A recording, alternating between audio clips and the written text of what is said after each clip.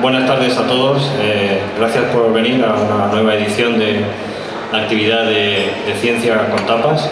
Yo voy a ser muy breve. Se trata de que el protagonismo lo tengan los dos ponentes que tenemos hoy con nosotros y que pasaré a introducir en unos minutos. Pero aunque solo sea por justificar mi tapa, voy a hacer una breve introducción a esta actividad de Ciencia con Tapas que organiza el Instituto de Biología Molecular y Celular de la Universidad Miguel Hernández de Elche. Yo soy Luis Pérez, un investigador del instituto que suelo coordinar esta actividad. Su director, el doctor Antonio Ferrer, no ha podido asistir hoy, así que no haga mucho caso del cartel este que nos ha puesto. Pues Ciencia con Tapas es una actividad que nació a finales del 2012 con un doble propósito.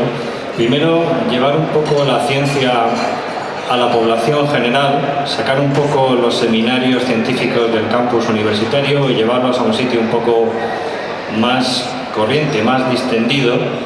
Y por otro lado, aprovechar que el instituto, el organizador, pues dar un poco a conocer nuestro instituto y nuestras actividades de investigación al público. Hemos tratado múltiples temas, nutrición, vacunas, y uno de los temas que hemos repetido son temas relacionados con la salud. Hemos tratado cáncer, Alzheimer y hoy, como han visto en el cartel, toca diabetes.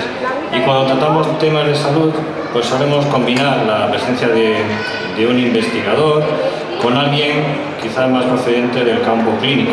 Cuando tratamos de cáncer, pues tenemos un investigador, alguien de la unidad de consejo genético, tendremos un psicólogo. Cuando tratamos de Alzheimer, se nos trae una persona de la Asociación de Enfermos de Alzheimer. Y siguiendo con esa idea, pues vamos a hacer hoy una actividad, espero que les interese el tema, sobre la diabetes. Y ya paso a presentar a los ponentes de hoy, el doctor Óscar Moreno, que es coordinador de la unidad de diabetes del Hospital General de Alicante, es también profesor de la Universidad Miguel Hernández de Elche y es también investigador porque está en el Instituto de Investigación Sanitaria, el ISABIAR. O sea que digamos que Óscar lo tiene todo, toca los tres campos que tienen que ver con esta actividad. Antes de él intervendrá el doctor Ángel Nadal, él es investigador del Instituto de Bioingeniería, uno de los institutos de investigación de la universidad, y es también docente, es también profesor en la Universidad Miguel Hernández. O sea que también combina varios aspectos relacionados con esto. Quiero decir que Ángel Nadal recibió el año pasado el premio Alberto Sols, por investigador por la Sociedad Española de Diabetes. Es una persona muy reconocida en este campo, o sea, tiene mucho que aportar. Y ya sin más, la idea es que intervenga primero Ángel, pero como me han preguntado algunas personas por este cuestionario que les hemos repartido sobre la dieta mediterránea, voy a dejarle 2 segundos a Óscar que les explique cómo rellenar. Vale, buenas tardes a todos. Simplemente es un cuestionario de adherencia a la dieta mediterránea. Ahí pregunta y si la contestación es sí, es un punto y el modo de valoración lo tenéis en cada uno de ellos. Al final lo que quiero es que sumáis todos los puntos y al final de mi presentación veremos qué grado de adherencia a la dieta mediterránea tiene el público que ha asistido a esta sesión, que seguro que nos sorprenderemos. La etapa de hoy no se cuenta para esta encuesta. ¿Lo retiras?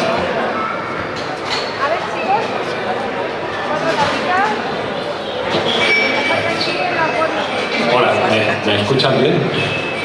Bien, buenas tardes a todos.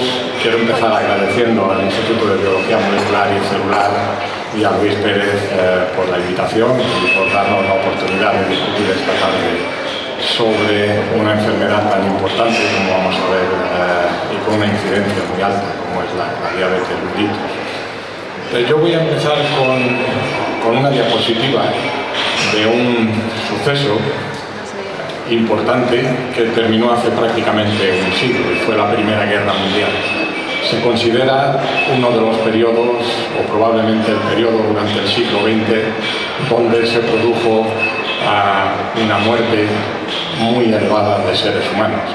Durante esos 4 años que duró la Primera Guerra Mundial, murieron 18 millones de personas.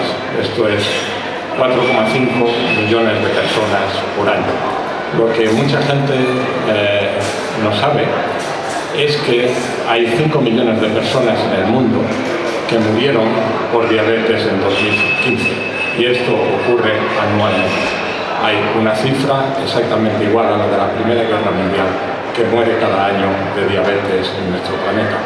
Cada 6 segundos muere alguien debido a la diabetes, esto es 600 personas por hora.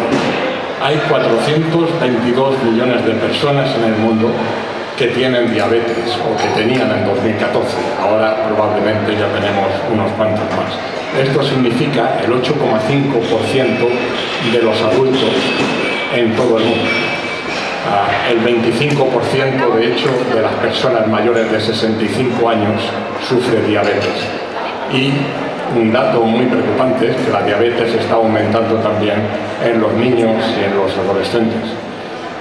La Organización Mundial de la Salud estima que para 2040 el número de diabéticos en el mundo será de 642 millones de personas. Eso es una epidemia y es tal cual. ¿Cuáles son las cifras aquí en España? Las cifras en España son también muy preocupantes. Este es el estudio a diabetes que realizó el CIBER, que es un centro al cual pertenece mi grupo también de diabetes y enfermedades metabólicas del Instituto de Salud Carlos III del Ministerio de Sanidad. Y en este estudio lo que se publicó es que prácticamente el 14% de la población española mayor de 18 años sufre diabetes mellitus. De hecho, cuando se hizo el estudio, se averiguó que un 6% de los diabéticos que aparecieron no lo sabían. O sea, es importante, como probablemente dirá Óscar después, hacerse un chequeo de vez en cuando de la glucosa, sobre todo a partir de los 40-45 años. Es también alarmante que el 30% de la población adulta tiene problemas para regular la glucosa. No son todos diabéticos, pero hasta el 30% de la población tiene problemas con la regulación del azúcar en la sangre. Y en términos económicos, no ya en términos de sufrimiento de los pacientes y de disminución de su calidad de vida, sino también en términos económicos, esto significa un gasto muy importante para nuestro país. Significa entre el 8 y el 10% del gasto sanitario anualmente. Y eso es una barbaridad de millones de euros. O sea, esta situación simplemente no se puede tolerar y hay que hacer algo para remitirla y que las cifras de diabetes disminuyan. ¿Qué es la diabetes mellitus? Esta sería la definición oficial de la Asociación Americana de Diabetes. Y realmente la diabetes mellitus es una enfermedad que se caracteriza, como todos sabemos, por una alta glucosa en sangre, lo que llamamos una hiperglicemia.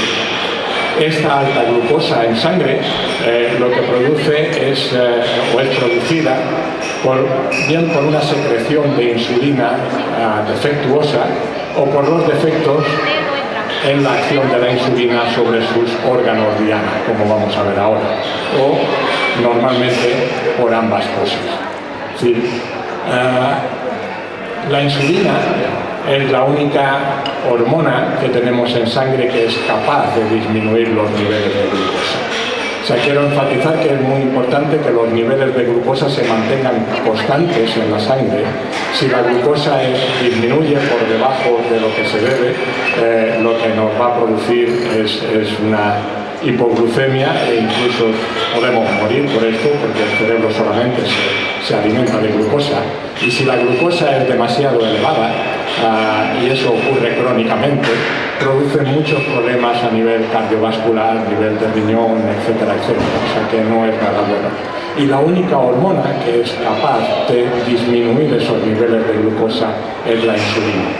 La insulina se descubrió en 1922 por estas 4 personas, Betts, Banting, Collins y MacLeod, en Toronto, en Canadá.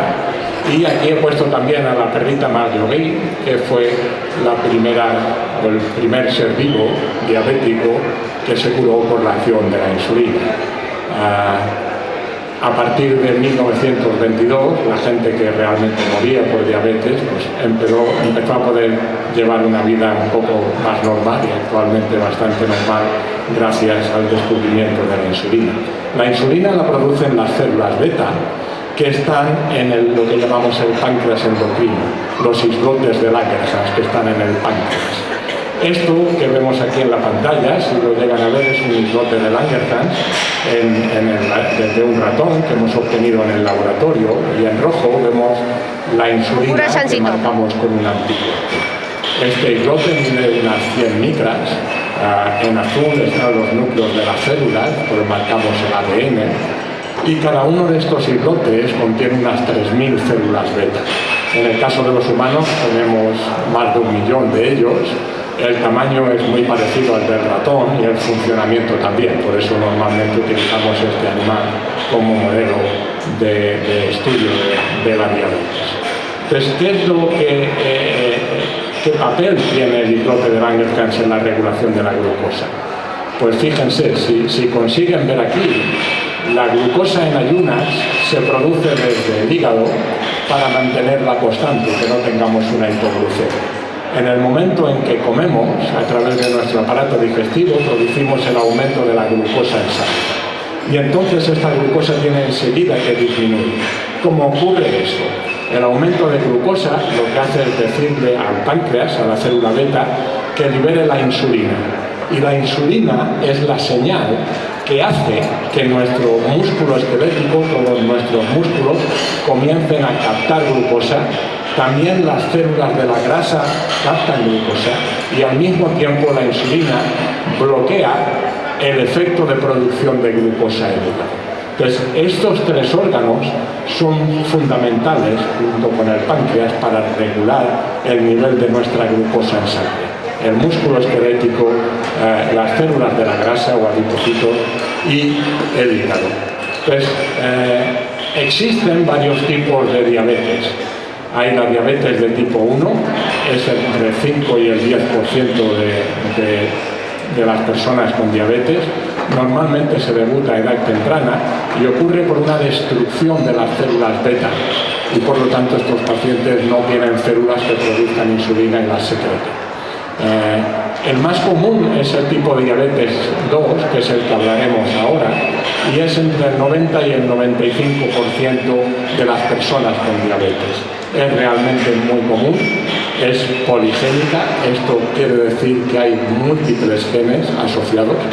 De hecho, desde que se hizo el proyecto del genoma humano y estudios posteriores, sabemos que hay más de 100 genes que contribuyen muy poquito al riesgo de diabetes, y es una asociación de estos genes los que nos hace más proclives a tener diabetes de tipo 2. Y esa susceptibilidad genética que ya tenemos es exacerbada o acelerada por el envejecimiento y también por otro factor de riesgo muy importante, el más importante, que es la obesidad. De este tipo de diabetes hablaremos a continuación. Tan solo nombrar otro tipo, que son las diabetes monogénicas. Estas son muy raras, están debidas a mutaciones en un único gen, y normalmente conocemos muy bien cuál es el gen que produce este tipo de diabetes. Ahora ya nos vamos a centrar en el mayoritario, que es el tipo de diabetes 2. Entonces, ¿cómo se produce este tipo de diabetes? Normalmente, aparte, como he dicho, de la susceptibilidad genética que cada uno tenemos, mayor o menor, es un factor ambiental el que desencadena el evento. El más peligroso y el que más se conoce es la obesidad. Lo que hace la obesidad es producir lo que se llama un estadio de resistencia a la insulina. Hace que las células de la grasa, del músculo esquelético y del hígado no respondan a la insulina que está produciendo el páncreas. ¿De acuerdo?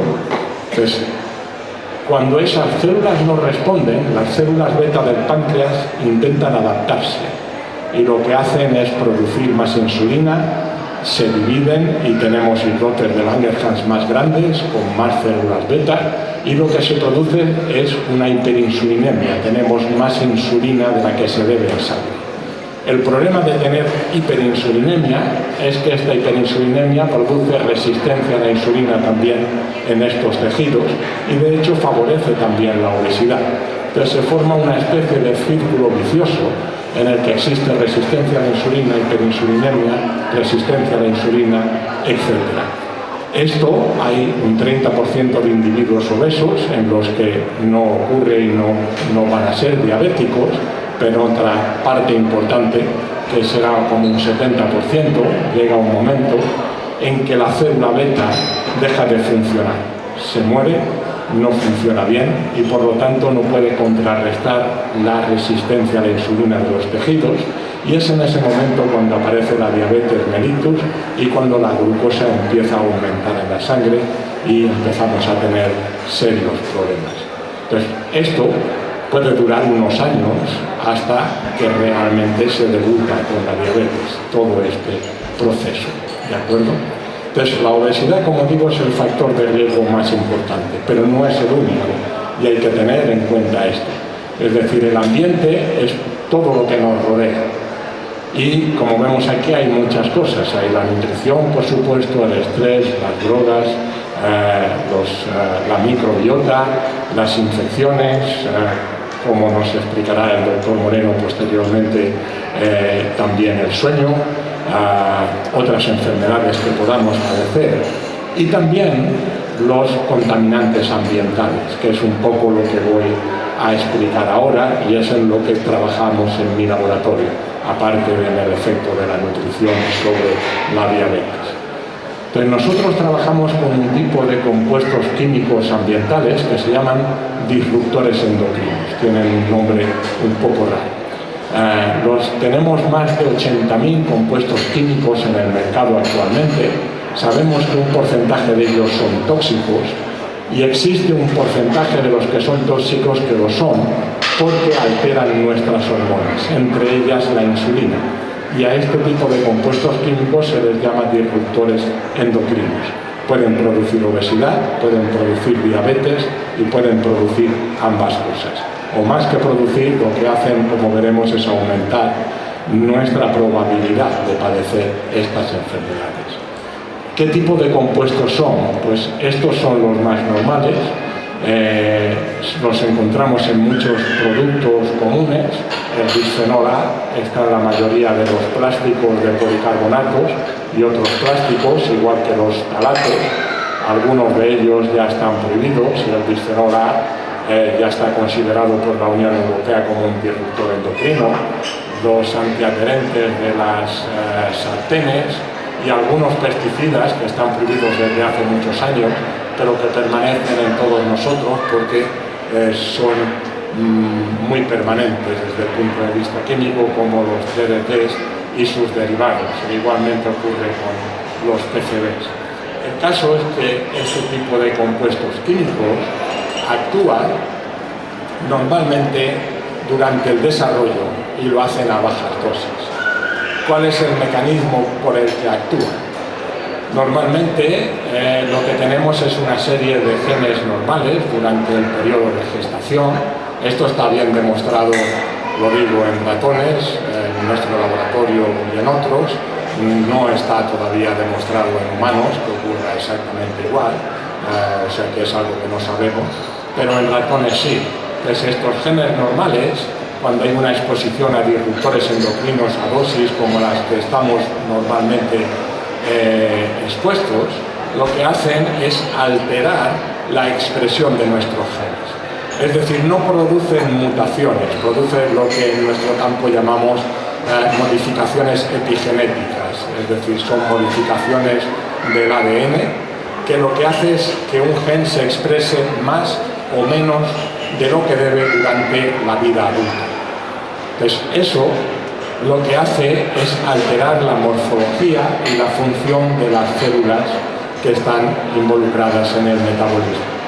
Y eso lo que hace es aumentar la prevalencia de una determinada enfermedad, en nuestro caso la diabetes.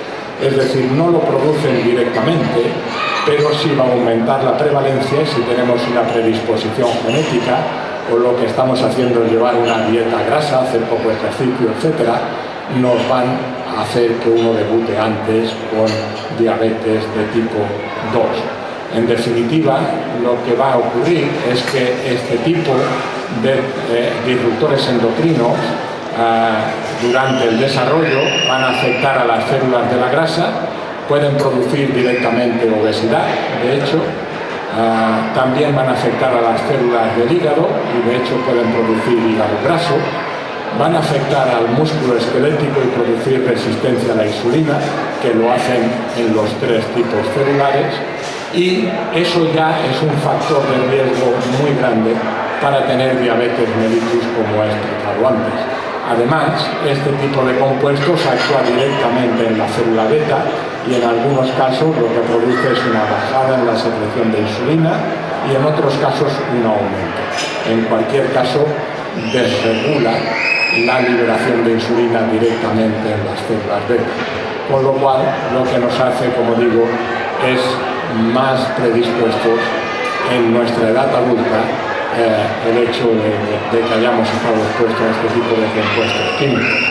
Y ya con esto simplemente agradecer a todo el grupo de mi unidad, que son los que trabajamos en este tipo de cosas, y a nuestros colaboradores, tanto nacionales como internacionales. Y muchas gracias por su atención.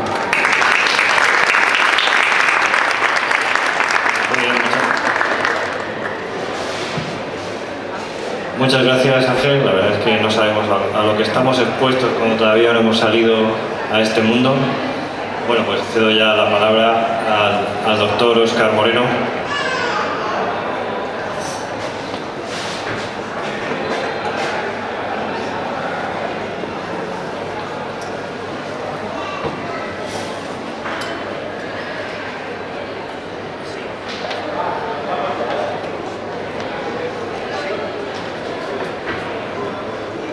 Sí, ahora sí.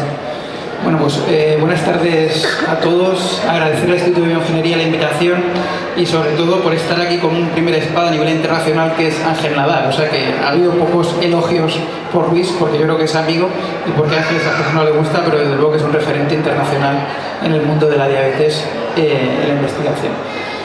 Bueno, la idea es aportaros un poco una visión clínica acerca de ambiente, genes y diabetes, y además muy de la mano de lo que ha comentado Ángel. Ángel lo ha introducido, pero es muy importante que conozcamos que si estamos hablando de la relación entre obesidad y diabetes, hablamos de una prevalencia de obesidad del 60% en Estados Unidos, y en España yo creo que estaremos en torno a un 40-45%, no estamos tan alejados, y esto viene en relación con el estilo de vida poco saludable. Y además podemos decir que hasta el 72% del exceso de diabetes o de la gran epidemia que hay de diabetes está en relación con la obesidad. La genética no ha cambiado en los últimos 100 años, lo que ha cambiado es el estilo de vida y probablemente la exposición a determinados factores a nivel ambiental. Y la diabetes es importante, nos estaba comentando antes con las compañeras periodistas, por muchas cosas. Entre otras, porque no duele y los pacientes, hasta que no tienen complicaciones, realmente es difícil conseguir esos cambios de estilo de vida que son fundamentales para que la enfermedad se controla. ¿Y qué le pasa a una paciente que tiene diabetes? Pues que se muere 2 veces más de enfermedad cardiovascular y que se muere 2 veces más de enfermedad por cualquier otra cosa, por ejemplo cáncer, que una persona no tenga diabetes. Y si cambiamos el estilo de vida y mejoramos la enfermedad, este riesgo se disminuye de forma muy importante. ¿Qué le supone a una persona de 50 años tener diabetes, aunque no tenga ninguna enfermedad cardiovascular? Pues que de media vive 6 años menos que una persona, que es su vecino, por ejemplo, que no tenga diabetes. Y esto, peor aún, aunque no lo he puesto en imágenes, si tienes obesidad. Hablamos siempre de índice de masa corporal, que os sonará que es una relación entre talla y el peso del paciente. Pues si un paciente una persona tiene un IMC de 30, cada punto de índice de masa corporal le va a restar 1 año de vida. Imaginaros, y es bastante frecuente, una persona que tenga masa corporal de 45, que es una obesidad ya grave, pues vivirá 15 años menos simplemente por el hecho de ser obeso. Eso la gente lo tiene que saber. Al final, la medicina no es una medicina de usted tiene que hacer esto, no. Usted sabe que va a vivir 15 años menos si sigue en esta línea. ¿Quiere cambiar? ¿Quiere que le demos las herramientas para que esto se modifique? Y que la persona decida si se involucra o no en su enfermedad. Hemos hablado de obesidad, hemos hablado de diabetes y tenemos que tener también claro, como se ha comentado, que la diabetes se relaciona de forma muy estrecha con la enfermedad cardiovascular. Tenemos más riesgo de enfermedad arterial periférica, es decir, aterosclerosis en las, digamos, cañerías o en las arterias a nivel distal, mayor riesgo de insuficiencia cardíaca y también mayor riesgo de infarto tanto en el corazón como a nivel de la cabeza. El riesgo muy aumentado. Y aquí esto es una visión un poco más compleja, probablemente porque yo tengo menos, o he participado en menos foros con pacientes o con personal, digamos que más luego en la materia, pero veáis que todo esto es muy complejo. La relación entre diabetes y enfermedad cardiovascular, hay muchos puntos que participan, el colesterol participa, hay una inflamación, un componente inflamatorio que por supuesto no se ve, pero que todos los pacientes con diabetes y con obesidad tienen. Pueden haber también alteraciones de la coagulación y sobre todo es que las arterias pues funcionan de forma inadecuada y más riesgo de tener una obstrucción por una placa de lípidos, por una placa de ateroma. 90% de los pacientes con diabetes tienen sobrepeso o obesidad, por lo que habrá que incidir en que consigamos que pierdan peso.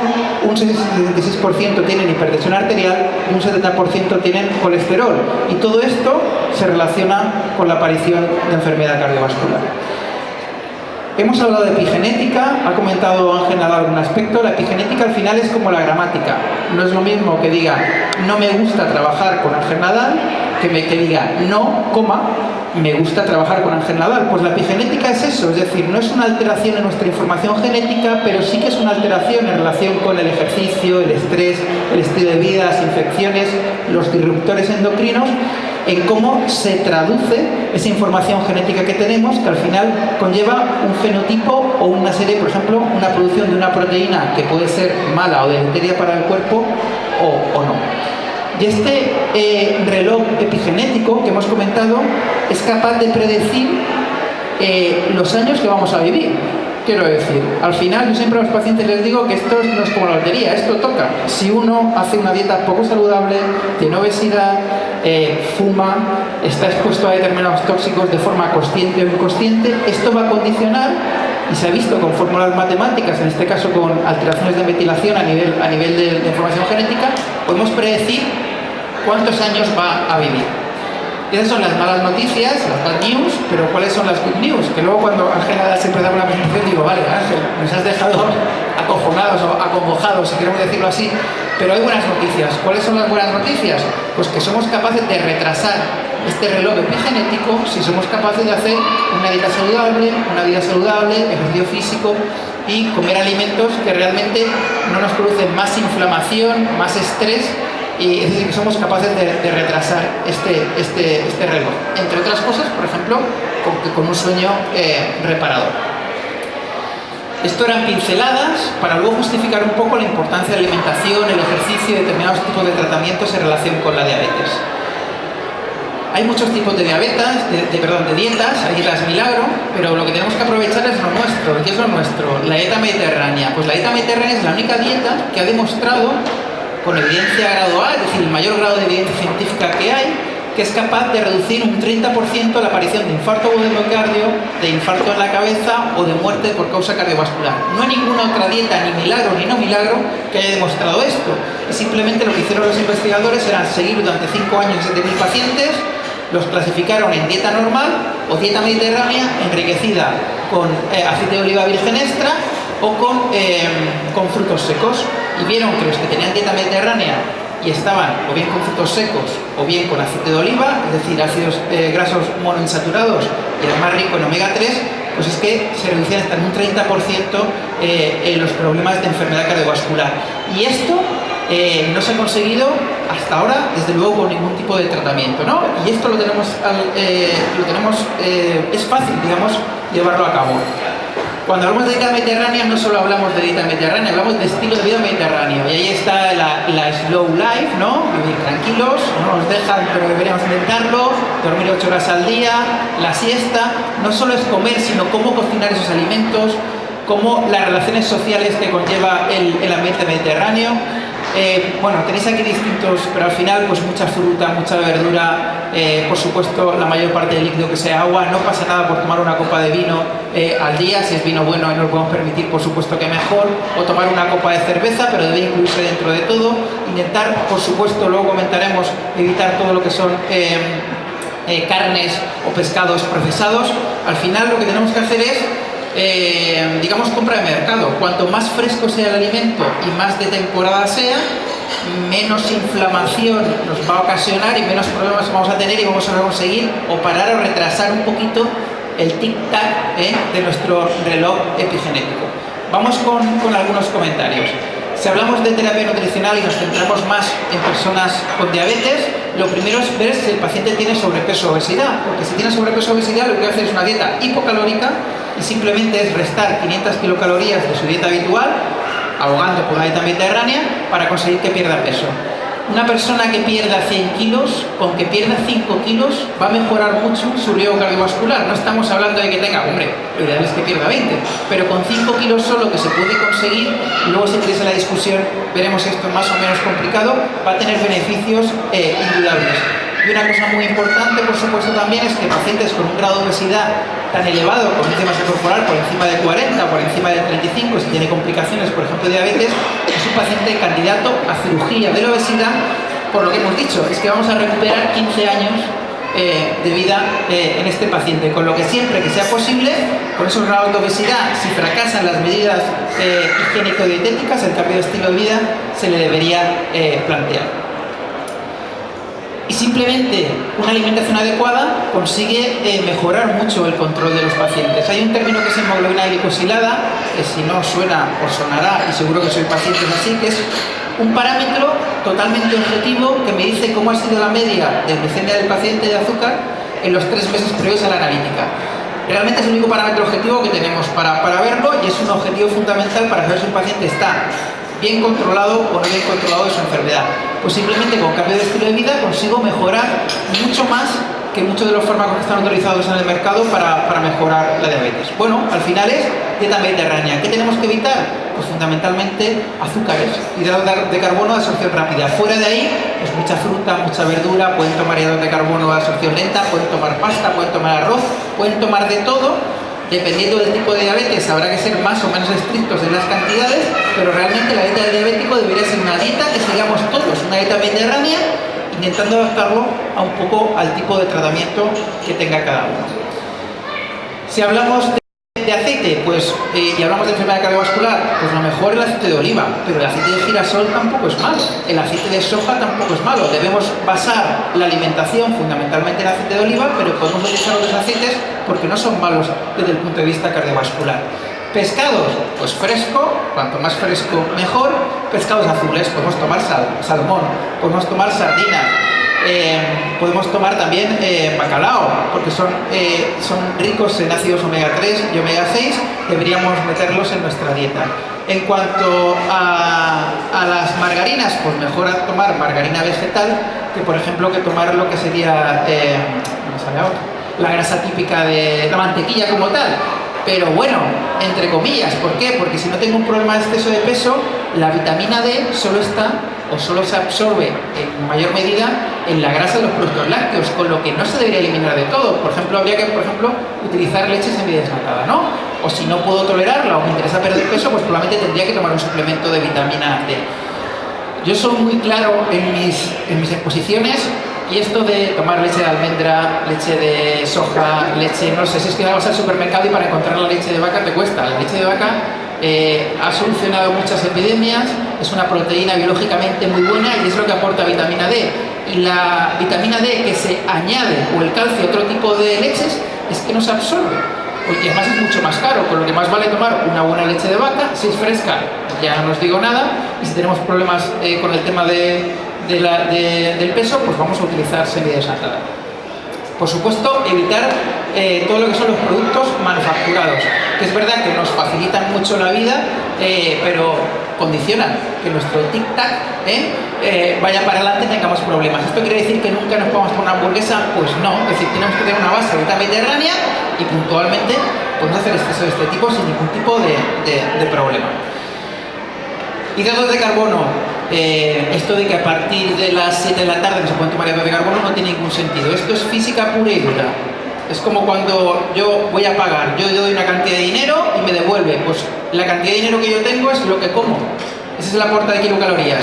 Y lo que voy a perder va a estar condicionado por mi genética y por la actividad física. Si yo como más de lo que gasto, ganaré peso. Si como lo que gasto, me mantendré de peso. Y si como menos de lo que gasto, perderé peso. Y es física pura y dura y todo lo demás es mentira. Las dietas milagro al final lo que hacen es que comes menos, pero como no te enseñan a comer de forma razonable, en el momento que vuelvas a tus hábitos que no son adecuados, vuelves a ganar peso. Punto 1. Y punto 2. La naturaleza es muy sabia. Cuando tú pierdes mucha cantidad de peso en muy poco tiempo, el cuerpo no sabe qué está pasando. Piensa que lo están agrediendo. Y entonces lo que haces es desarrollar una serie de mecanismos para ahorrar. ¿Y eso qué pasa? Cuando suspendes esa dieta es un efecto rebote. Más vale que la pérdida de peso sea paulatina, que es razonable, 1 kilo al mes. En gente con peso razonable, 1 kilo al mes es saludable y tu cuerpo le permites que se adapte y que diga, no es que me estén agrediendo, es que estoy buscando pues, un hábito mejor. Si son productos con mucha fibra, pues desde luego que mejor.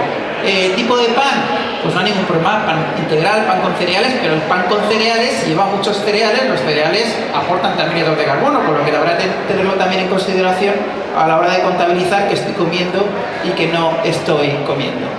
Carnes procesadas las eliminamos, pero puedo tomar carne roja 1 o 2 veces a la semana, también depende, si tengo una ferropenia, o tomo carne roja o tomo hígado, o probablemente no sea capaz de resolverlo si tengo déficit de hierro. Huevos, pues 2 o 4 a la semana sin ningún tipo de problema, salvo que tenga problemas de colesterol, que puedo limitarlo en mayor o menor medida. Pero la mayoría de los pacientes o personas con diabetes toman pastillas para el colesterol, por lo que tampoco hacemos una restricción importante a nivel de huevo, que es una proteína, por otro lado, magnífica. Y si tengo problema de colesterol, pues puedo no tomarme lo que es la yema, que lleva el colesterol, y tomarme la clara, que no pasaría absolutamente nada. La base que tiene que ser, pues mucha fruta y mucha verdura, y para eso hay que acostumbrarse a ir al mercadillo, en Benalúa, por ejemplo, los jueves y los sábados, o buscarse una verdurería. Los grandes centros comerciales, bueno, pues la calidad o la frescura de la fruta, depende del centro, puede ser discutible, y además es que a la hora de tomarte un tomate, sabes si sabe a tomate o no sabe a tomate. Pues si sabe a tomate, como sabían anteriormente, es que eso es bueno para tu salud. ¿Cómo crear un plato saludable? Muy sencillo. La mitad, y esto vale para nosotros, para ancianos y para niños, debe ser, en este caso, verdura. ¿Qué tipo de verdura? Me da igual. Cuanto más fresca, mejor. Si no es procesada o que no es cocinada, mejor aún. Y si puedo conseguir que sea de 3 colores, mejor que mejor, porque estoy combinando distintos alimentos. Carnes, pescados, pues 1/4 del plato. Al final, habitualmente, si cojo de la palma de la mano, pues como la mitad de pechuga aproximadamente, pero también esto depende de que tenga que perder peso o no. Y el resto de carbono, que me digo que sea patata, que sea arroz, que sea quinoa, lo que yo considero, ningún tipo de problema. Una cosa muy importante, y aquí hay expertos en la sala como José María Sabater acerca de nuevas tecnologías y diabetes por muchos temas, es el tema de si hacemos una foto en la calle, o aquí no, porque sois todos educados, pero lo normal es que estéis todo el mundo tomando un café, mirando el móvil, pues vamos a utilizar esta tecnología para cambiar hábitos de vida. Y además es que hay muchas apps en este sentido para cambios de alimentación. Hay algunas que son más específicas de diabetes, pero no tiene por qué ser específica de diabetes. Esto nos vale para los pacientes con diabetes, que tengan cierto nivel o manejo con esto, pero es fundamental, por ejemplo, para el tema de niños y para cambiar hábitos de vida. O sea que debemos apoyarnos en nuevas tecnologías.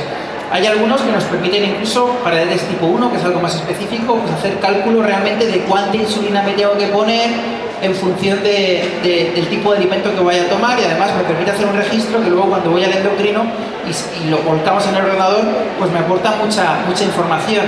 Y hay una app que no está validada, pero no tardará mucho, en que yo voy a tener un plato delante, le voy a hacer una foto y me va a decir, en teoría, qué cantidad de proteínas, qué cantidad de carbono, qué cantidad de lípidos voy a tomar, y eso desde luego que va a facilitar las cosas, aunque ya os digo que no es validado, pero seguro que llegará. Y luego, nosotros siempre hablamos en la consulta del doctor Google. Cuando alguien va al endocrino, cualquier médico, lo normal es que haya buscado en internet qué le pasa.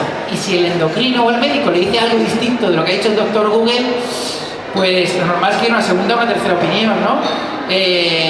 Es decir, eso está ahí, no hay ningún problema, lo que hay que saber es dónde buscar, ¿vale? Cuando uno tiene el coche roto, no se va a preguntar a la vecina cómo lo arregla. Cuando a una le duele algo, sí que le pregunta a la vecina. Pues hay que plantear, y siempre digo a los pacientes, con respeto por supuesto, cuando su vecina estudie medicina, pues hablaremos, ¿no? Al respecto. Pues un poco eso, pues tenemos que saber que hay fuentes muy fiables en internet para poder sacar información. Bueno, supongo que hay unas cuantas. Por ejemplo, el diabetes azucarado, este es un diabético tipo 1 que ha hecho carrera, porque lo hace muy bien, y es verdad que cualquier aplicación nueva la testa consigo mismo, cualquier tratamiento nuevo, y es verdad que para la gente que tiene diabetes hace muchas conferencias, y además es un tío que es objetivo, quiero decir que tiene un valor añadido. Por tanto, con dieta, y esto era la parte más larga, debemos evitar las grasas trans, que son alimentos procesados, bebidas azucaradas deberíamos evitarlas, y la carne procesada. Si hablo de grasas, lo ideal son grasas vegetales, fundamentalmente aceite de oliva, y lo que os he dicho, más que el tipo de dieta, es el conjunto de la dieta lo que tengo que valorar a la hora de decidir si es saludable lo que estoy haciendo o no. Ejercicio físico fundamental, porque es lo que va a condicionar que yo consiga quemar kilocalorías. Ejercicio físico, ¿cuál? Pues adaptado según el paciente. Por ejemplo, una persona de 65 años no se va a poner a correr, pero si a lo mejor su hijo le regala un reloj de estos, o unos muy baratos, con pulserita, y que le diga que tiene que andar 10.000 pasos todos los días, probablemente esa persona con 65 años, hasta que no ande 10.000 pasos, no se vaya a su casa. Pues eso es suficiente para cambiar el estilo de vida, ¿no? Y además le va a ir dando, si no se lo modifican, follón. Te quedan 5.000 pasos, ¿no? Parece que no, pero lo de llevar algo en la muñeca que te va diciendo que no has hecho todo lo que tienes que hacer puede ser importante. Ejercicio, si ya tiene la enfermedad desgraciadamente y tiene complicaciones, por supuesto que habrá que adaptarlo en función de las complicaciones que tenga.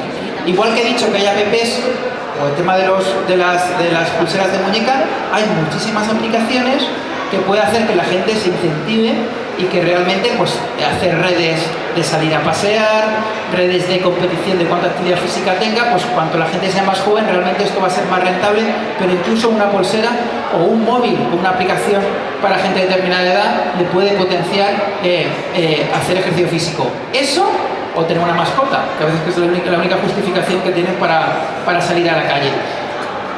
Y este dato es muy importante. En la consulta de forma repetida siempre lo mismo. Además hay una página web que dice, oiga doctor, no como para lo gordo que estoy. Yo siempre le digo a los pacientes lo mismo. Yo no digo que usted coma ni mucho ni poco, pero si está ganando peso, come más de lo que le hace falta. Es física pura y dura, no hay otra historia. Bien, pues no se ve muy bien, pero fijaros que, por ejemplo, jugar al béisbol, no jugamos, al voleibol, jugar al voleibol, aquí tenéis calorías quemadas por 30 minutos de voleibol son 200 kilocalorías. Cuando acabo de hacer el voleibol me tomo una Coca-Cola normal y ya he compensado totalmente ese ejercicio físico. Si yo me voy a correr y corro 30 minutos y de forma adecuada e intensa, voy a quemar en torno a 400 kilocalorías. Lo mismo, me voy a cenar y digo, estoy corrido media hora. Bueno, te tomas una hamburguesa y es que has superado el gasto calórico que has consumido con la actividad física. Es decir, que la actividad física es importante, es fundamental, pero si no viene acompañado de unos cambios en la alimentación va a ser muy, muy difícil que perdamos peso. Y como no tenemos ninguna herramienta para cambiar el gasto energético o lo que quememos cada uno de los individuos, pues tenemos que jugar con las cartas que tengamos. ¿Que me cuesta más? Pues sí, tendré que comer muy poquito o cambiar lo que como y hacer más actividad física. Si algún paciente es diabético en la sala y quiere saber qué puede hacer, qué no puede hacer, yo en enero conocí a Bea García, que es una diabética tipo 1, desde los 7 años, ya tendrá ahora pues como 28 o 30, y hace carreras de 1.200 kilómetros una semana. Quiero decir que siendo diabético tipo 1, que es la diabetes de mate y full control, puedes hacer, bueno, ya soy diabetes, puedes hacer lo que te dé la gana, pero con la formación adecuada. Quiero decir que tener diabetes no debe ser una limitación para hacer nada que pensases hacer en tu vida, desde luego, pero teniendo en cuenta pues, que tengo herramientas para conseguir poder hacer todo esto. Tratamiento médico. Esta es una visión mucho más realista de lo que ha comentado Ángel. Por supuesto, no voy a pasar a comentar, pero que sepáis que tenemos tratamientos para todo, digamos, para intentar atacar todos los problemas o las causas de aparición de la diabetes. Pese a todos los tratamientos que teníamos hasta hace muy poquito tiempo, y esto de Winston Churchill, por muy hermosa que sea la estrategia, de vez en cuando debes mirar los resultados. Los resultados es, con todo ese arsenal terapéutico que teníamos, conseguíamos que los pacientes se muriesen menos. Pues, si veis aquí, hasta ahora se había reducido, claro, desde 1995 un poco, pero en los últimos años, pese a la aparición de nuevos fármacos, no éramos capaces de que los pacientes viviesen más años ni se muriesen menos de enfermedad cardiovascular. Esto, afortunadamente, de hace 2 años para acá ha cambiado. Ya hay determinados fármacos que deberían utilizarse en todos los pacientes con diabetes, salvo que esté contraindicado, y si hay un paciente diabético en la sala y no lo lleva, debería ir al médico y reclamarlo. Antes hemos hablado de costes. Estos fármacos nuevos no son baratos, pero son muy rentables para todos nosotros y para que tengamos pensiones, si alguna vez los tenemos, si conseguimos que la mayoría de los diabéticos que se puedan beneficiar los tomen. ¿Por qué? Porque el coste de la diabetes fundamentalmente no está en el tratamiento, está en las complicaciones. Por ejemplo, un ingreso por un infarto, pues a lo mejor son 5.000 euros o 6.000 euros. Y ese tipo de tratamientos pueden reducir hasta en un 40% la aparición de nuevos infartos, con lo que es mucho más rentable prevenir, aunque a la administración eso le cueste, que llegar a las complicaciones. Es verdad que son fármacos que no son baratos comparado con lo que había hasta ahora, pero es que son capaces de mejorar la cantidad y la calidad de vida de los pacientes con diabetes. Esto es un posicionamiento de la Sociedad Española de Endocrino, del cual soy autor principal y que aún no está publicado, o sea que lo he visto en primicia, da igual, tampoco vais a enterar mucho, pero lo que quiero decir es que en función de la mano de la metformina, que es el mejor fármaco para la diabetes, es bueno, bonito y barato, no hay ninguna duda de que todos los pacientes deben llevarlo. Según las características de cada uno de los pacientes, deberemos priorizar un fármaco u otro. Como la fisiopatología de la enfermedad, las causas están complejas, debemos utilizar el fármaco más apropiado para el paciente. Al final es hacer un traje a medida para el paciente, y esto no es sencillo. La diabetes es una enfermedad muy compleja y que requiere gran formación para poder hacer una asistencia lo más adecuada posible para cada uno de los pacientes. Al final, lo que hacemos en la consulta, y desarrollamos una herramienta con José María Sabater, que está aquí en la sala, es intentar lo que os he dicho, ponerlo en una app para que sobre todo los compañeros especialistas en la atención primaria les sea más fácil tomar decisiones. Para mí es sencilla, entre comillas, porque soy especialista en endocrino, tengo mucha relación con diabetes, hago investigación en diabetes, pero a veces no es tan fácil tomar decisiones. Pues al final esa aplicación lo que hace es lo que hacemos los endocrinos, los diabetólogos.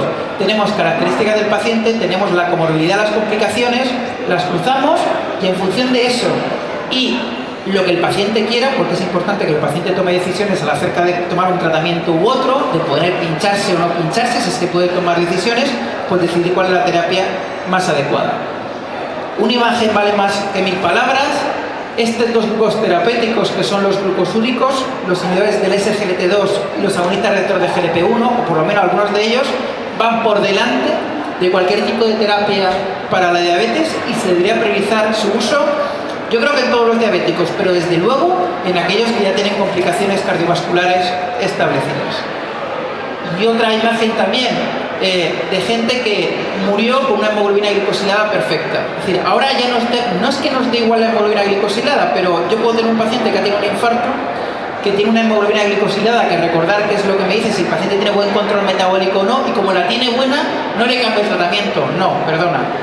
Tienes que tener una buena hemoglobina glicosilada para evitar que el paciente se quede ciego o que no acabe en hemodiálisis, pero tengo que poner un tratamiento que sea adecuado para reducir hasta un 40% la mortalidad, y esos fármacos que he comentado están en el mercado y deben utilizarse, porque si no, se volverá a infartar, y es algo que no queremos, ni nosotros ni el paciente, espero.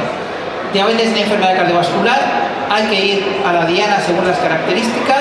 El futuro será este, ya veremos cuando llegue. Yo os he hablado de índice de masa corporal, de edad, me he hablado de sexo, pero también de función renal, pero al final lo que tendremos será información genética del paciente, información acerca de su epigenética que hemos comentado, tendremos información farmacogenómica, que al final es pues el efecto de fármacos en función de su información genética.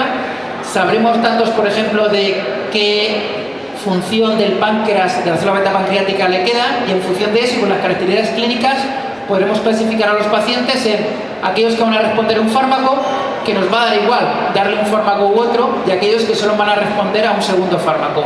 Hoy por hoy esto es ciencia ficción, pero todo esto sí que nos permite clasificar ya a los pacientes, lo que pasa es con menos precisión. ¿Nos equivocamos? Por supuesto. Medicina 1 más 1 nunca son 2. Y yo puedo pensar que el mejor tratamiento para un paciente sea ese, lo pruebo, puede irle mal, pero como tenemos opciones podemos cambiar. Y esta frase pensaba que se iba a leer y no le iba a decir, y no está hablando de mí, de tenerlo claro. El buen médico trata la enfermedad, el gran médico trata al paciente que tiene la enfermedad. Es decir, hay que hacer un traje a medida y para esto hay que tener tiempo. Y es verdad que los compañeros de medicina primaria tienen poco tiempo, nosotros también tenemos poco, para intentar buscar el tratamiento más adecuado para el paciente y además que el paciente esté conforme con tomarlo. Y una cosa que Ángel no lo ha puesto, pero yo sí que lo pongo, la mejor forma hoy por hoy de estar informado acerca de diabetes, yo lo utilizo solamente como una herramienta de formación y difusión, es que os hagáis un Twitter. El Twitter, último comentario, es peligroso porque todo lo que escribas se va a quedar, pero bueno, si lo utilizas como una herramienta de conocimiento y son totalmente objetivo, no tiene por qué haber ningún tipo de problema. Si no es así, tener dos cuentas, sobre todo para estudiantes, una académica y otra de lo que consideréis, pero yo creo que es fundamental y de forma inmediata, desde luego que vais a tener información acerca de las novedades en el campo que realmente os interese. Por supuesto, tendréis que seleccionar a quién seguir, lo que no se pueden seguir es a 1000 personas, eso es una locura, ¿vale? Pues muchas gracias por la atención. Luego comentamos lo del cuestionario de adherencia, si lo habéis rellenado.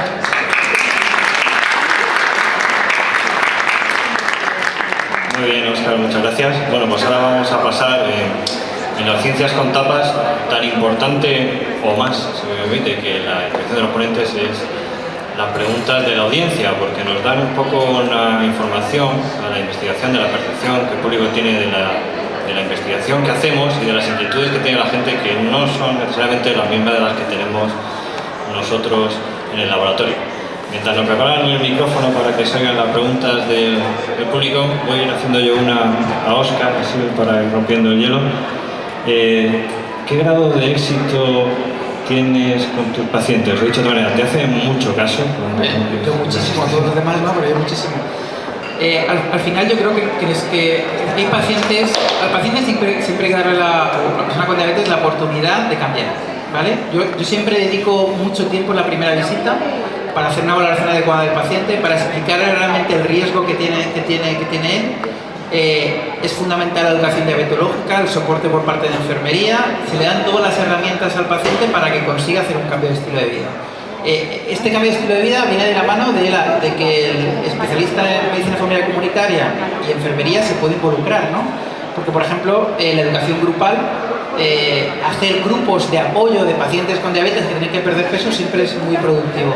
Pues la gente que quiere cambiar el estilo de vida lo cambia y a veces te da sorpresas y a veces no, pero podemos decir que pues un 25-30% puede tener una pérdida de peso mantenida a largo plazo. Pero vuelvo a lo mismo que he dicho en el comentario, ya no es una medicina tipo paternal de que usted tiene que hacer esto, no. Esta es su situación, usted tiene las herramientas, yo voy a poner todos mis conocimientos para que esto mejore, pero si el paciente decide no hacer caso, pues habrá que dedicarle tiempo a la persona que realmente va a hacer un cambio, porque al final los recursos son limitados y esto hay que tenerlo en consideración. ¿Te ha pasado alguna vez que algún paciente te haya enviado una foto del plato que se va a comer y hayas tenido que mandar un mensaje de ni se te ocurra? No. Nos mandan mail a veces. Yo en ese sentido soy bastante... vamos, salvo que sea una urgencia, no contesto a los mails, porque la relación no puede ser a ese nivel, ¿no? Es decir, yo soy muy respetuoso sobre los pacientes, aunque soy muy cercano, como podéis ver, pero hay que guardar, al final tú eres el médico y no eres un colega.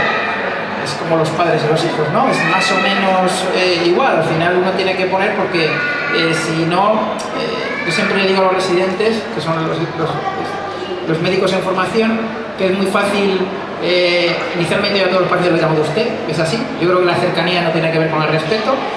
Si al paciente le puedes dar confianza posteriormente, si crees que puedes tener confianza con él, pero si le das la mano y luego intentas retirarla, digamos, no darle la mano físicamente, sino dar la confianza y luego retirarla es muy complicado, y a veces hay que ponerse en tu sitio por el bien del paciente, ¿no? O sea que en ese sentido, hasta ese grado de proximidad yo no tengo privada, por muchos motivos, mi tiempo lo dedico a investigación, el que poco que tengo, y ahí en la privada probablemente la relación a lo mejor es mucho más estrecha, pero hay un interés económico ahí que no se le pierde a nadie, ¿no? Pero no hay tanta relación tan íntima con la mayoría de los pacientes para poder mandar ese tipo de comentarios. Hay amigos diabéticos que sí me lo tengo que comer, pero paciente como tal no. Muy bien. ¿Hay alguna pregunta por parte del público? Aparte de... muy bien.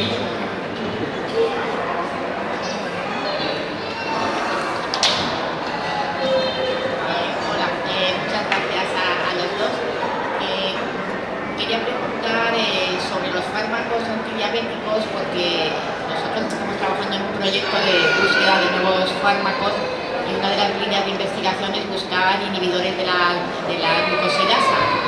Pueden responder cualquiera de los dos, porque hemos visto que los que hay actualmente, como la carbosa, tienen efectos secundarios y que se está trabajando bastante en la búsqueda de estos nuevos fármacos. ¿Cómo veis esta estrategia, digamos, de fármaco, la inhibición de la alfa-glucosidasa con respecto a otras?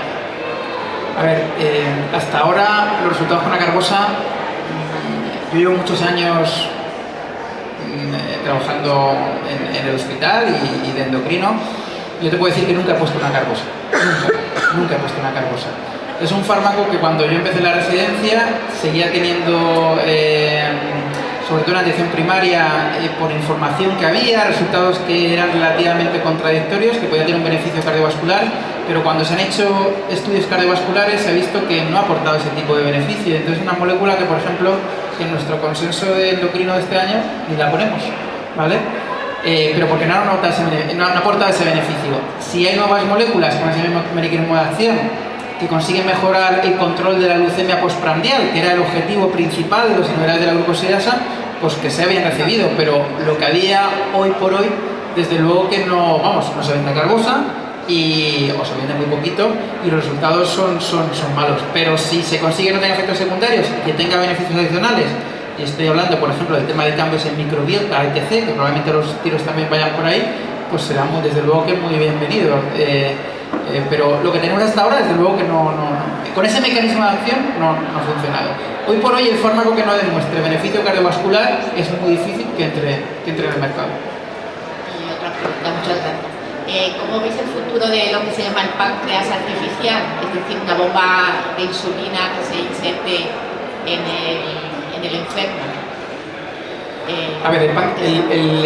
El otro día Ignacio Cornet, que es el jefe del Clinic de Barcelona, que es una eminencia en diabetes, dijo que probablemente 3 o 4 años tendríamos el páncreas artificial. El problema es que imitar la fisiología es muy complicado, ¿vale? Porque al final el páncreas artificial es para que lo entendáis, como un mini ordenador que libera insulina subcutánea. Por otro lado hay un sensor que detecta la glucosa que hay a nivel del tejido intersticial, o sea, debajo de la piel, ¿vale? Se comunican y toman decisiones, pues solo con algoritmo de toma de decisiones. Pero estamos hablando de insulina y de glucosa, no hablamos de glucagón, no hablamos de hormonas contrarreguladoras, es decir, hay estudios también con infusión de glucagón, pero esto es muy complejo y no voy a entrar.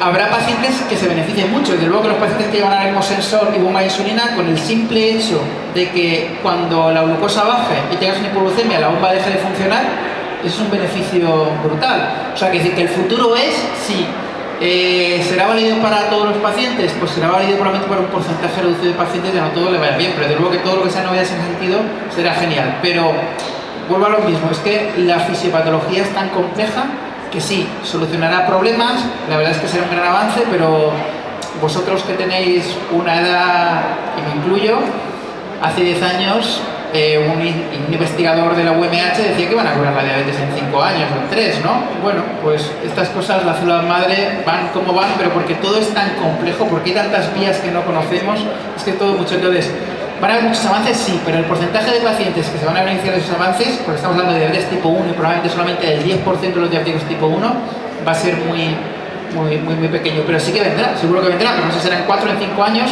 o tendrá que tener insulina, glucagón, aparte del monitor de glucosa intersticial, no lo sé. Pero seguro que avances vendrán y los pacientes ya se están beneficiando de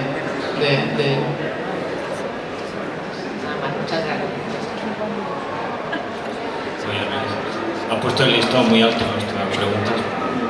¿Alguna pregunta más? Hola, buenas.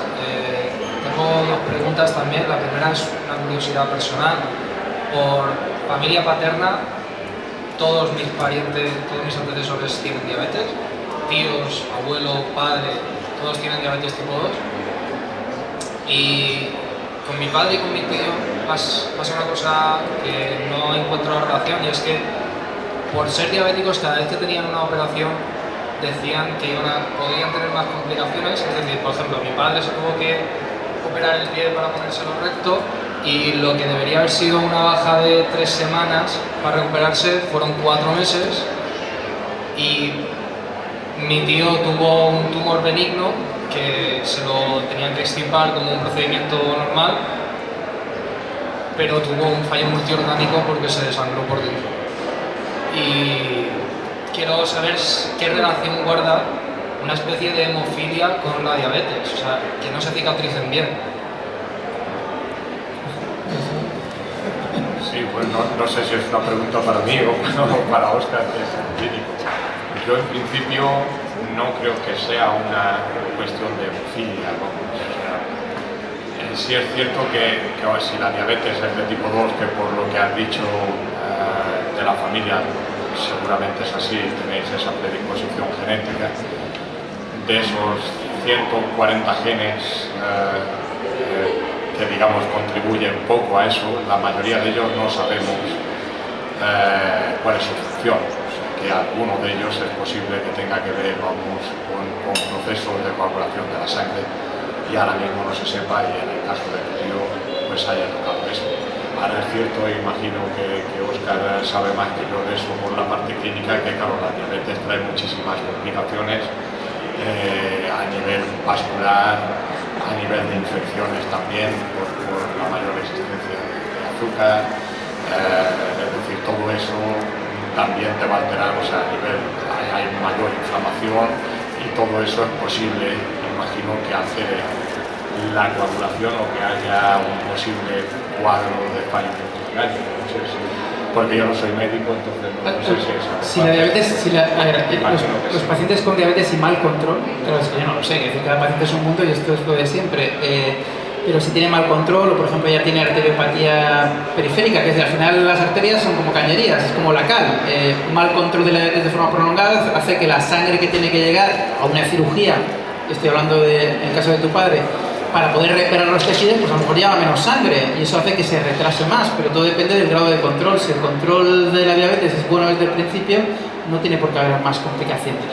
Durante la intervención y el posoperatorio inmediato, que el azúcar esté bien controlado es fundamental para que no haya infecciones. ¿Por qué? Porque a las bacterias les gusta mucho el azúcar. Si un paciente después de la cirugía tiene una glucemia muy elevada, pues es mucho más riesgo de que la herida quirúrgica se infecte, ¿no? Pero van los tiros más por ahí de probablemente la calidad de los tejidos por los años de diabetes mal controladas, con que haya un problema de coagulación serio, pero Dios sabe, es decir, no lo sé, habría que leerse el historial y qué ocurrió en ese momento. Pero la respuesta, si tú haces este vida saludable, estás disminuyendo muchísimo el riesgo de aparición de diabetes, por lo que decir que tampoco hay que estar preocupado porque tienes una espada de Damocles ahí que te va a decir que vas a ser diabético, no. Es decir, tú por lo menos tienes la información, que hay gente que no la tiene, de que tienes más riesgo de tener diabetes, pues organiza tu vida para intentar disminuir al máximo el riesgo en ese sentido, y lo hay, además, por lo menos físicamente lo haces. Ya luego, no lo sé luego con la dieta mediterránea qué pasará, pero eso parece que es así. Bueno, volviendo ahora al tema de la nutrición, has dicho algo que, por ejemplo, a mi madre le repito mucho, lo del mito de no comer hidratos de carbono después de las 7 de la tarde. Tiene gracia porque mi madre no ha ido nunca a un nutricionista pagando, y lo único que tiene consejos de nutrición es la gente que se va encontrando. Ha venido a la oficina la hija de tal que es nutricionista y me ha dicho que a las 6 de la tarde no coma pasta. Y yo, mira, será nutricionista, pero yo sin ser nutricionista ya me han dicho suficientes médicos que eso no importa. Y tengo el caso de mi primo que hasta que no le han dicho que con 37 años tiene diabetes, no se ha controlado el peso, y ahora ha bajado 40 kilos, pero por eso, porque le han metido el susto. crees tú que se debería potenciar o cómo se debería animar a la gente a que no tienen que llegar al susto para controlar el peso? Yo creo que al final es un tema educacional desde la guardería, ¿eh? Quiero decir que debería haber una asignatura, no tantas asignaturas que pueden tener mayor relevancia, una asignatura acerca de la salud. Yo creo que hay un movimiento y un intento, sobre todo las sociedades pediátricas, de intentar pues eso, incorporar hábitos de vida saludables desde pequeños, y debería haber asignatura para salud para los niños y fundamentalmente para los padres, porque cuando vienen a la consulta, lo ha comentado Ángel, ¿no? Hay diabetes tipo 2 en niños de 12, 13, 14 años, que eso no se había visto nunca. Además la prevalencia está aumentando de forma brutal, pero es que vienes la madre con obesidad, la niña de 12 años con obesidad, y el comentario es que ella no sabe comer. Bueno, pues tú eres su madre, quiero decir, el médico no le puede decir el día a día qué tiene que hacer en casa, ¿no? O sea que, pero es un tema educacional. Muchas veces son en los colegios que los niños incluso demandan el tema de fruta y todo, si conseguimos, digamos, hacer una educación para la salud desde la infancia. La solución va por ahí. Es un tema, yo creo que educacional, porque campañas de alarma pues tampoco tienen sentido, ¿no? Pero bueno, pues mucha prevención primaria, sobre todo prevención primaria, utilizar recursos, que es bastante complicado en nuestro país, recursos, por ejemplo, a nivel del ayuntamiento, por ejemplo, de Alicante, pues se debería potenciar el uso de parques, la actividad física en mayores, que decir, recursos, piscinas. Es decir, hay muchos recursos que de la mano de los institutos o de los colegios o de los centros de tercera edad se deberían utilizar para poder trabajar en áreas de la prevención, que es al final lo que va a solucionar el problema. La prevención secundaria disminuye el riesgo, pero no es capaz de cambiar con la epidemia que tenemos de diabetes. Y luego que los básicos, pues se van las pilas y encuentren una cura, que al final es lo que toca. Pero en ellos estamos, colaboramos a ver si conseguimos algo. Pero vamos, es educación, educación y educación. Educación para la salud. Bueno, yo creo que es educación y es también una cuestión de, vamos a ver, los gobiernos a nivel municipal, a nivel autonómico, etcétera, también pueden intervenir. Es decir, si tú, por lo menos en los colegios públicos, facilitas la comida que no sea en máquinas de vending o que no sea por catering, etcétera, etcétera, y que se haga como se hacía antes en el colegio, y lo que también comentaba Óscar, de comprar en el mercado y dar esa comida en colegios, en hospitales, etcétera, pues probablemente también se facilitaría, ¿no? El tener tiendas más locales donde puedas acceder a ese tipo de alimentación y no tantas áreas o superficies comerciales, en fin, que probablemente es el más dinero, pero todo ese tipo de cosas es algo que desde mi punto de vista deberíamos exigir también a nuestros gobernantes. Eso se debe de hacer, hay una estrategia NAUS que se debe de poner a punto, ¿no? y que de hecho creo que se está poniendo a punto, ¿no?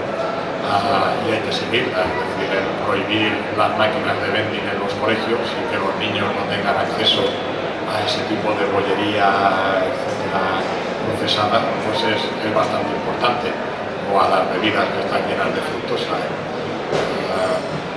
Todo eso se puede hacer también, y bueno, de diferentes sociedades en las que estamos trabajando, como la Brain Society o la Sociedad Española de Diabetes y la Universidad también, pues intentamos a través del Ministerio de Sanidad, a través de las consejerías o ayuntamientos, empezar a actuar a ese nivel. Y ahí se puede prevenir bastante. Pues eso no depende de nosotros. Bueno, de Ángel en parte sí, pero lo que pasa en nuestra casa, en nuestro ambiente y con nuestra familia sí que depende de nosotros. Es la responsabilidad de los padres, de los abuelos, etc. Y además es que se acumulan. Quiero decir, el estar tomando productos insanos de niño, van cambiando tu epigenética, se va acumulando y estás aumentando el riesgo. Lo bueno es que eso puede regresar. Se ha publicado hace muy poquito en una revista de mayor difusión que tiene en New England un estudio donde se vio que la obesidad a los 7 años, si conseguimos que un niño con exceso de peso a los 7 años, cuando llegue al principio de la adolescencia, 12-13 años, deja de ser obeso, eso no tiene aumento de riesgo de diabetes a largo plazo, ¿vale? Pero si el niño a los 13 años sigue siendo obeso, ya tiene un riesgo muy aumentado de tener diabetes, independientemente de que luego pierda peso. Quiere decir que hay un efecto memoria que se va a acumular, que se va a acumular y hay que tenerlo en consideración. ¿Ya tendrá tiempo de perder peso? No. Los hábitos de vida se deben adquirir desde pequeños, los sabores se adquieren desde pequeños. Es imposible que un niño diga, es que a mí no me gusta la fruta o la verdura. No, o sea, todas a lo mejor no te gustan, pero bueno, tenemos que hacer alimentos que le entren por los ojos. Al final es el gusto, el sentido del gusto es un tema educacional. No pretendas a los 13 años meter una fruta o una verdura, pero desde niños, no sé, quiero decir, es que se debe obligar y se puede conseguir. Hombre, hay que dedicar tiempo a cocinar, por supuesto, pero no sé, yo creo que cocinar es un placer. Podemos hacer en vez de con tapas un día culinario, que también se puede plantear. Al hilo del comentario antes de Óscar, ¿se puede decir cómo de cerca o de lejos estamos de curar la diabetes? Mejor no, como lo de curar el cáncer, ¿no? A ver, yo como científico básico, hombre, yo no voy a decir que en 3 años se va a curar la diabetes, porque eso es complicado. Efectivamente, como ha apuntado en mi charla y ha apuntado Óscar también, o sea, la diabetes es multifactorial, es una enfermedad muy complicada, con muchos órganos que están involucrados, aparte del páncreas. Pero bueno, lo que sí falla fundamentalmente es la célula beta. Entonces ahí yo creo que el futuro, en el caso de la diabetes, es obtener una fuente de células beta. Entonces eso, con la investigación en células madre, consiguiendo, que es el problema, conseguir una célula que sea capaz de secretar en respuesta a la glucosa la suficiente cantidad de insulina. Actualmente se llega hasta el 10-15% de una célula beta normal.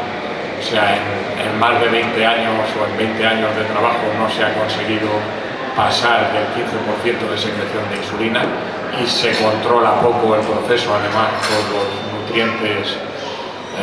Entonces, ese es el problema. Ahora, en el momento en que se consiga eso, yo creo que ahí empezaremos a hablar de la cura de la diabetes. O sea, eso, las células madre tienen otros problemas, también producen tumores, etcétera, pero en principio se pueden encapsular, se pueden poner en cualquier vena, etcétera. O sea, que es algo, con células madres, una de las enfermedades que es posible curar. Como el Parkinson también, probablemente. Otras como el Alzheimer, etcétera, pues ya es bastante más complicado. Pero creo que la diabetes es una de las que al menos tenemos una esperanza de cura. No en 3 años, pero no sé si en 20 o 30, espero. Pues, y sobre todo el tema de la relación íntima con obesidad. Hoy por hoy los únicos que curan obesidad son los cirujanos. Los cirujanos, yo siempre digo que son dioses paganos, pero son dioses. Y son realmente los que curan en pacientes con obesidad importante. En estadios iniciales de la enfermedad son capaces, si el paciente pierde un 20% del exceso de peso que tiene, conseguir, no diría curar, pero sino que remita la enfermedad y remita la diabetes. Pero eso, si el paciente lo consigue con cambio de estilo de vida, conseguiremos que, lo que ha dicho Ángel, que la poca insulina que produzca, si no tiene mucha grasa, pues pueda hacer efecto y no tenga la elevación de glucosa en sangre. O sea, que la línea va por célula beta y por fármacos que consigan pues unos descensos muy importantes de peso aparte de la cirugía de la obesidad. Bueno, yo creo que la siguiente pregunta que se están haciendo es ¿para qué hemos hecho la encuesta? Creo que ahí Óscar tendrá que... ¿Habéis sumado? Sí. Vale, pues esto es bastante sencillo. Esta es una encuesta totalmente validada y lo que nos dice es que aquellos de los asistentes que tengan menos de 9 puntos tienen baja adherencia a la dieta mediterránea y por encima de 9 puntos tiene buena adherencia. Lo que hay que plantear en aquellos que hayamos fallado, pues intentar pues mejorarlo por nuestra salud y por nuestra calidad de vida futura. Yo creo que casi todos habrán aprobado. Bueno, pues si no hay más preguntas, también no me queda más ya que agradecer a Óscar y a Ángel su amabilidad por haber estado esta tarde con nosotros, a ustedes por su presencia. Recomendarles que cuando lleguen a casa en Google, además de buscar diabetes, busquen divulgación IBMC. Dentro de unos días intentaremos colgar, nuevamente grabamos, como veis, estas charlas y que quiera verla o para algún otro familiar o amigo que quiera que la vea. Y emplazarles para la próxima edición y, como siempre, parece que el Instituto de Biología Molecular y Celular se hace cargo de la tapa y el refrigerio que han tomado esta tarde. Bueno, hasta la próxima y buenas tardes.